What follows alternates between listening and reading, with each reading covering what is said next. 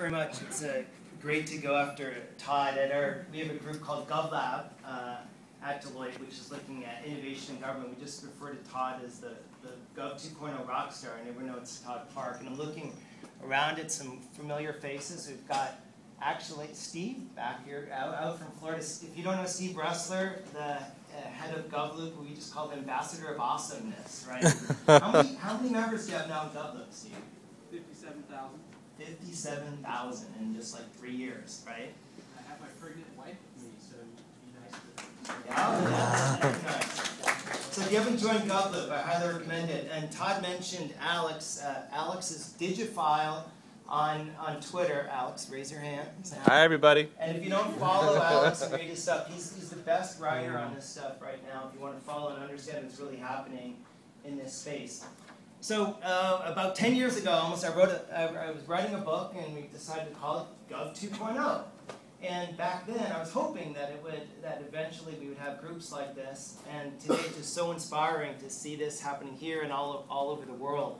So what I'm going to talk to you a little bit about is a new book that I'm writing, and tell you some stories of people who essentially were able to start off like this and have now raised tens of millions of dollars, and are really changing society and having a big impact on the world in this space. So here in Washington, we look we look at the budget deficits right now, and the trust in government is as low as it's ever been. Confidence in Congress is like at 10%, and it's easy to sometimes get depressed. And you've got the Tea Party and Occupy Wall Street, which are really two sides of the same coin, where they're displeasure at the establishment. I've been doing this a long time, though, and I've never been more optimistic about the future of public services and the future of our ability to solve big problems in our country. And why? It's because it no longer just depends on government and government budgets. It now depends on the creative capacity of citizens and businesses and social enterprises and Gov 2.0 startups now determine the full range of societal problem solving. And that's really important. What we've seen over the last decade or so is a whole slew of new entrants who are coming into the marketplace to solve big problems. Many of them didn't even exist before. And as we see citizen expectations go through the roof and government budgets go like this, what they're doing is they're closing that gap. It's foundations like the Gates Foundation, it's venture capitalist kind of groups like the Acumen Fund and OMEDR Network. It's Fortune 500 companies like Procter & Gamble and Coca-Cola, which are doing double and triple bottom line. And it's hundreds and thousands of what we're calling public value innovators, people like yourselves who are discovering new business models for taking old problems and solving them in new ways. It's really, when you look at from transportation to the environment, from sustainability to energy, it's really these public-private ecosystems that are driving the innovations that are changing our world today. And we're trying to get a size on what all this is, and just the back of the envelope looks like we're talking about over $1 trillion in value. And again, a lot of this didn't even exist just a decade ago, and that's what's so exciting. And there's marketplaces around it. There's VCs who are doing this. There's things called social stock exchanges, which are investing in organizations like yours. And what's driving a lot of this are a set of disruptive technologies: cloud computing, analytics, mobile technology, geospatial, social media. And in turn, those disruptive technologies are driving a whole new set of business models. It's business model innovation that's really leading to a lot of this flourishing of new organizations and new entrants into the public services marketplace. And in this marketplace, what's interesting about it is government's not always the orchestra conductor anymore. Sometimes government's really just a member of the band in this. Sometimes just even the tuba player. And nothing against tuba players there. And you know, that's okay, because we can no longer ask government to do everything. And so what you all represent is people who are trying to get in there and make a difference. So I want to tell 3 stories. 3 stories about some individuals who have started up an organization like this, and who have now raised tens of millions of dollars, and their companies are actually really thriving. And these are all individuals who I'm profiling in our new book. And one of the things that's interesting about each of these individuals, and we're looking at hundreds of them, is that they're all about, they start off with the idea of not just starting a business, but trying to solve a problem. I mean, that's the most important thing when you think about your business models and everything, is are you trying to solve a problem? So one problem has been recycling rates. If you want to increase sustainability and so forth, well, recycling rates have been really stagnant for the last decade. Look at that graph. And cities have had a very, very difficult time figuring out how to get them up. Now that is, except the 300 or more cities that have actually partnered with an organization called Recycle Bank. Now, this individual is Ron Gonin. Ron used to be a colleague of mine at Deloitte, and he's about, I think it was 21, 22 years old, and he used to talk about how passionate he was about the environment, and how passionate about sustainability. He went to Columbia Business School, and with an idea, he wanted to come up with a business model to try to solve this problem. And over time, Ron and his co-founder developed a business model basically based on a very simple idea. People respond to incentives. And people also like competition. And so he came up with a business model which would incorporate both of those. Recycle Bank right now, what it does is it's gamified recycling. They're in 300 cities, as I mentioned, and some of the cities that they're in right now have experienced 90% increases in recycling rates. In parts of Philadelphia, Wilmington, Delaware, 19-fold increase in recycling. So how did they do it? Well, pretty simple. He said, okay, you know those recycling bins that everyone has? What about if we put sensors on the bins? And every time you put recycling in there, you would actually get rewarded for the amount of recycling that you had.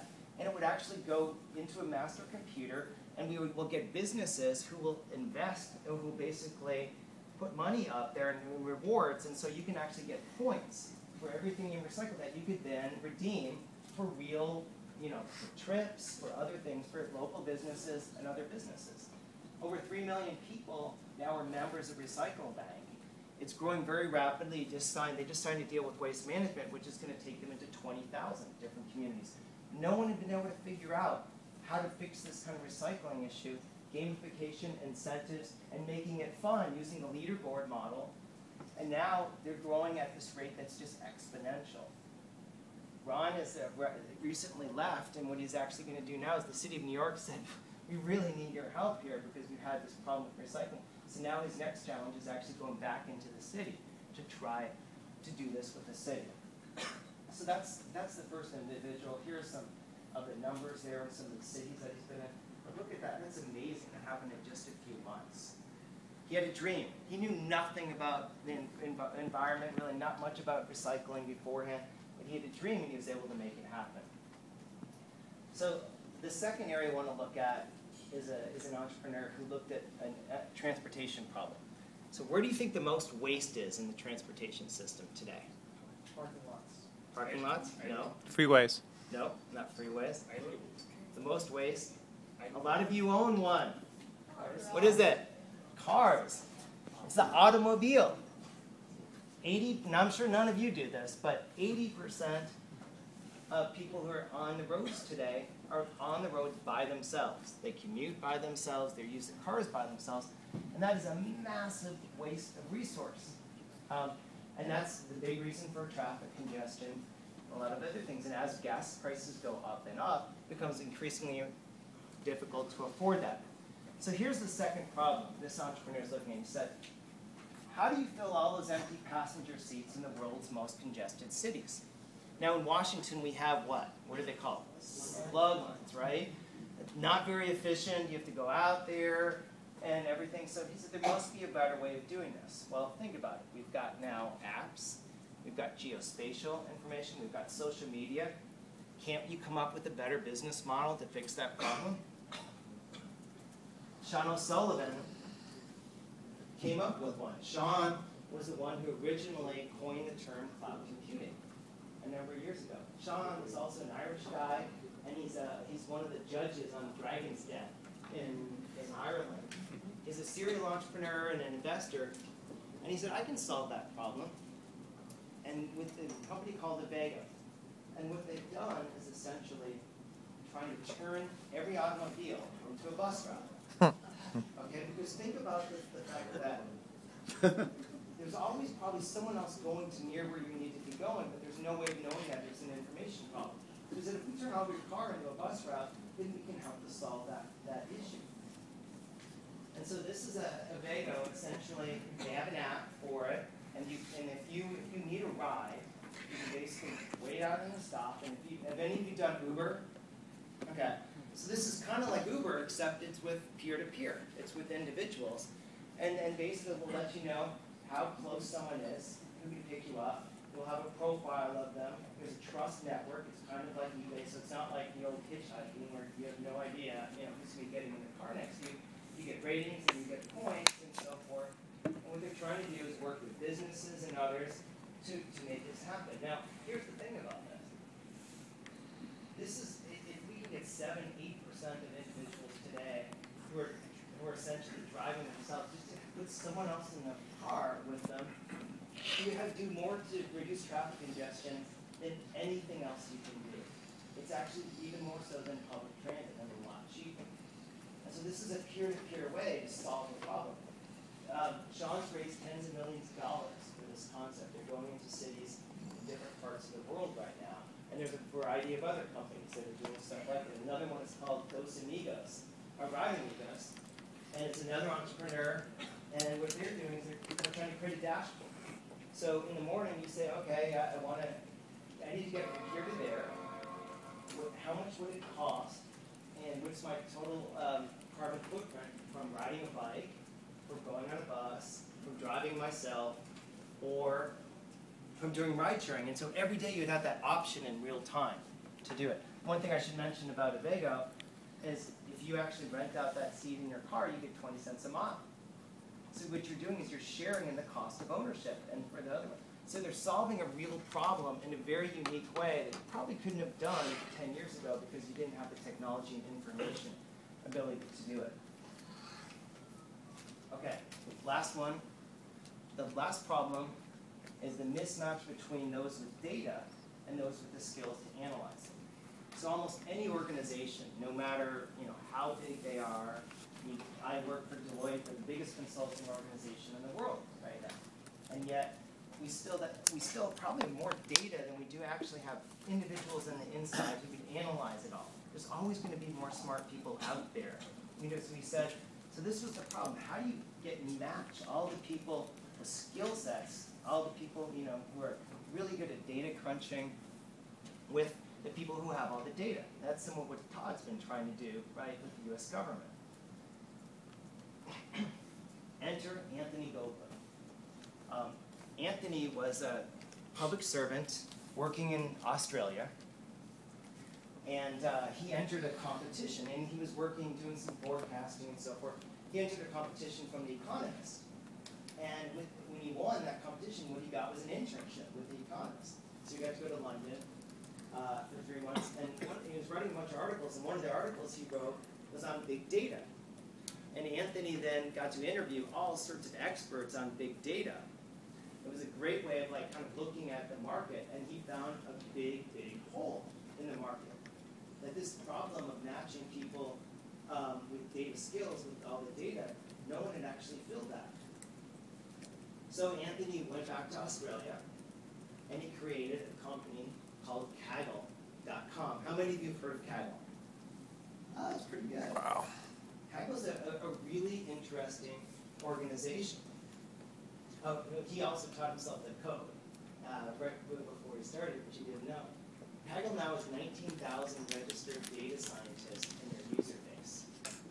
And essentially, what happens is they create competitions around who can write the best algorithm, who can solve some very, very difficult, and they're always objective problems that can be calculated. And they'll hold these data competitions all over the world, for the public sector, for the private sector, and increasingly what they're doing is getting into these data competitions around solving some really intractable problems. These are some of the organizations that Kaggle has done work with. So let me tell you the last story. So one of a very difficult scientific problem has been, are there any astronomers here or English kind of astronomers? No. It's about mapping dark matter. So this is a problem that astronomers and others have been grappling with for a long, long time, and they haven't been able to really get to a better way of doing this. And so NASA, along with the European Space Agency and the Royal Astronomical Society, what they did was they put out a competition. They were going to put out a competition, essentially, to come up with a way of better mapping dark matter. Now, it's a really, really big discovery if you can do this. And again, the best scientists in the world, millions of dollars, have not been able to solve this one. And so Kaggle ran the competition for mapping dark matter. And what was interesting about it is that he ran the competition, and the person who was leading for most of this was a glaciologist from Cambridge University, who had looked at how to kind of do this around glaciers, and he said, I can apply that actually to dark matter.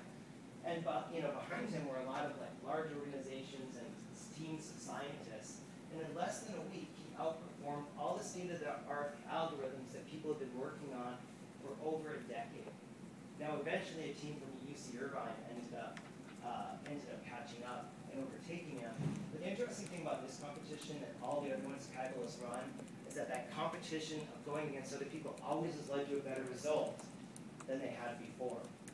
Now, think about this. Who would have ever thought a decade ago that you could create a market out of writing a better algorithm, and that you could create a very successful company whose only job was essentially to do competitions for writing a better algorithm? But Anthony, who was then in his 20s, he looked at that and he said, that's a problem, and I'm going to try to solve it. We found dozens and dozens of business models like this and entrepreneurs like Anthony who are trying to solve some of the biggest societal problems and trying to redefine and refashion public services. It's an incredibly exciting time. There's more money out there that is going to this sort of thing than there ever was. There's whole new marketplaces developing around this. There's things like the Social Innovation Fund. Here in Washington, the UK government just announced a few weeks ago a £600 million, which is close to $1 billion fund for funding new business models and business innovations from individuals like you. So I wish you the best over the next few days. Thank you for what you're trying to do. And I look forward to hearing which one of you is the next Ron Gonen, Anthony Goldblum, or Sean O'Sullivan. Thanks very much.